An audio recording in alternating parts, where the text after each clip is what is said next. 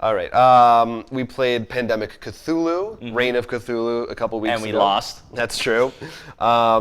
Tick is great, says he likes that version better than the original, but I really like the Cthulhu mythos, so I just thought that was... No, I think that's a fair thing. Like, Yeah. I really like the Cthulhu mythos too, so part of me is like, I like that, but it's at the same time, I guess the big thing for me is because we got it right around the time we finally got Pandemic Legacy, so part of me is like, I want to do Legacy, but that's because I want to finish the Legacy game, so... No, yeah, I completely agree. I don't think either one is significantly worse enough. I think if you do love Cthulhu, that is definitely probably a better version. Oh yeah, no question. Couple of notes from our good friend Rico Cordova, who we talked about the Mechs versus Minions thing last week and how they had website trouble. This is fascinating. He says the Mechs versus Minions purchasing debacle was horrible. The number of concurrent orders being made by people destroyed their website. And then he says, I wrote a script that would periodically ping my Sessions shopping cart and let me know when I would be able to actually check out and purchase. Fortunately, my script worked, and I was able to sneak in an order while everyone else was messing with horrible 500 errors. And he said, it boggles my mind, why didn't they just open the option for pre-orders along with the announcement for the game? It's a good question. I don't know. Why wouldn't they? My guess is because instead of putting them all in one day. Ride's never done pre-ordering. Well, I guess it's because they want to give everyone a fair chance, so they know, so that if someone's busy, they can plan, like, oh, I really want to get a copy early, they get it on that day. And I mean, we experienced similar things with the Oculus Rift pre-order. It's anytime. Oh God, that was a. Yeah, when there's something like this, when there's that many people getting something, there's almost no right answers. I think it's a tough thing, but it's good to hear. Good on you for programming a whole thing to figure that out. We also asked about ages of people, which I still want to hear about. How old you are when you started playing board games, that kind of thing. I was like, what? I could see the look on your face. You're like deer in headlights. Rico, that's just my normal look. Rico is 35. Says he started playing modern board games when he was about 30. Which I was like, oh, older, but then I thought about it and I was like, well, based on our ages, that's probably like the same time we did. It just happens to be that we're younger than that, so it like makes sense in that timeline. In terms of like when board games start getting big. Yeah, no, that's the other thing. Exactly. Is it like, was there a wave of board games, or is there like the perfect age for board games? Those are two different things. Well, he says that his gaming group has an age range of late 20s to late 40s, which is pretty big, but that he goes on to say most of his younger friends he finds play video games more, and then he's moved away from video games to board games. They require less fine motor skills. So I wonder if that's an interesting thing. That is. Definitely something to look into, and I think another big thing, because I'm thinking about all the big video games, that AAA ones in particular that come out now, like, when I look at Destiny, the big one I'm playing, really, like that's a very, motor skill, action-packed, like futuristic. If you're more into like, even hell, like we just talked about the 80s Kickstarter thing, that more comes up in board games, like I'd say like older themes, so to speak. I mean, we still get like things like Android Netrunner, like these really futuristic stuff, but I think the fact we were all shocked with the World War I even the World War I Battlefield game, it still feels like, Right.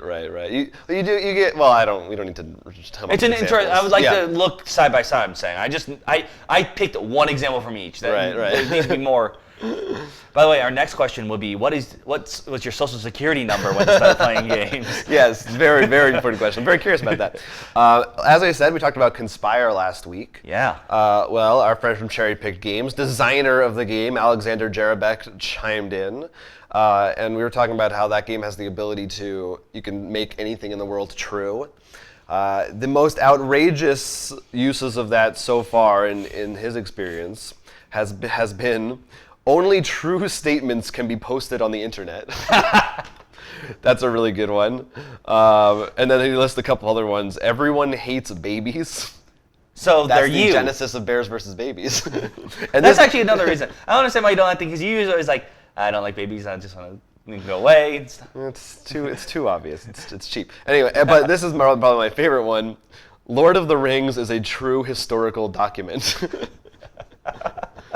I love that one. I want to live in that world. He also small correction. I guess the PDF is only $5 if you want to get that game. $15 gets you the book. PDF only $5. So that's pretty good. Check out Conspire because that looks like fun.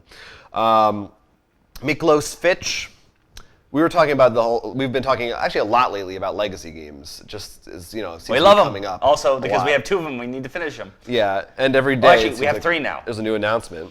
Well, he says Seafall's lackluster reviews. It has been getting some lukewarm responses from people. It says might slow down the legacy hotness until Pandemic Legacy Season 2 arrives.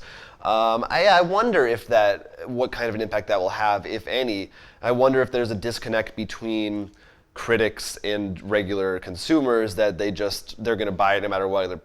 They want to support Plaid Hat, they like the concept. If that will have any impact, especially in that short time frame, because like you said, once Season 2 of Legacy comes out, I think that's going to be a whole. Well, and also like the game we just talked about before from Essen. Right, Gloomhaven coming. So it's interesting. I wonder if it will have a big enough impact, but I think it seems like this train is already too far gone that to stop it fully right now. It might just slow it down a bit. It has the pandemic engine. It's still that.